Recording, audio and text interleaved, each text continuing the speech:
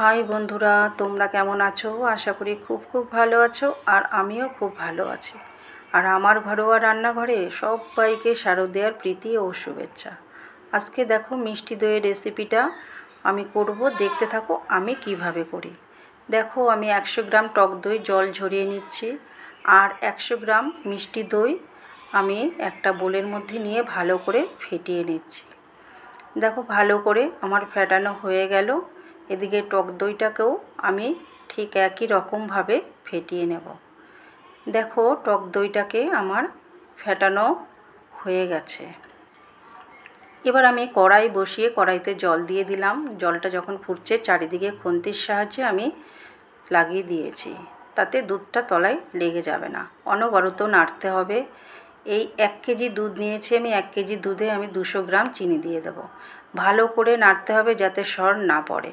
তারপরে দেখো 750 মতো দুধ এসছে আমার। তারপরে আমি ক্যারামেল করার জন্য 50 গ্রাম চিনি নিয়ে একটু জল দিয়ে আমি ক্যারামেলটা তৈরি করে নিচ্ছি। দেখো আমার ক্যারামেলটা প্রায় কালার এসে যাচ্ছে। ক্যারামেলটা দেখো আমার হয়ে গেছে। এবার দুধটা আমি ঈষৎ উষ্ণ যখন গরম থাকবে তখন আমি এইগুলোকে সব আস্তে আস্তে ওর মধ্যে মিশিয়ে দেব। দেখো ভালো করে ক্যারামেলটাকে দিয়ে আমি নাড়াচাড়া দিয়ে নিচ্ছি। তারপরে দেখো কতটা সুন্দর কালার এসে গেছে। এবার দেখো আমি দিয়ে দেব টক দইটা।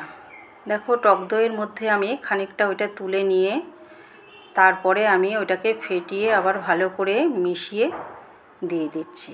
তারপরে আমি দিয়ে দেব মিষ্টি দইটা। ঠিক একইভাবে এইভাবে আমি মিশিয়ে নিলাম। ভালো করে মিশিয়ে নিলাম। নিয়ে এইবার আমি একটা মাটির হাঁড়িতে টক দই মাখিয়ে নেব। দেখো টক দইটা আমার মাখানো প্রায় হয়ে গেছে। টক দইটা আমি মাখিয়ে নিলাম সারা হাঁড়িতে। তারপরে আমি আস্তে আস্তে এটাকে ঢেলে দিলাম। দেখো আমার ঢালা হয়ে গেল। এবার আমি এইটাকে রেস্টে রেখে দেব 8 ঘন্টার জন্য। একটা ঢাকনার সাহায্যে আমি ঢেকে দিলাম। তারপরে আমি চাপা দিয়ে রেখেছিলাম গরমে। দেখো তারপরে রেজাল্ট আমার এরম এসছে। এরম নতুন নতুন রেসিপি পেতে তোমরা আমার পাশে থেকে লাইক কমেন্ট শেয়ার করো। আর যারা আমার নতুন বন্ধুরা আছো তারা আমার ভিডিওগুলো দেখে সাবস্ক্রাইব করে আমার পাশে থেকো।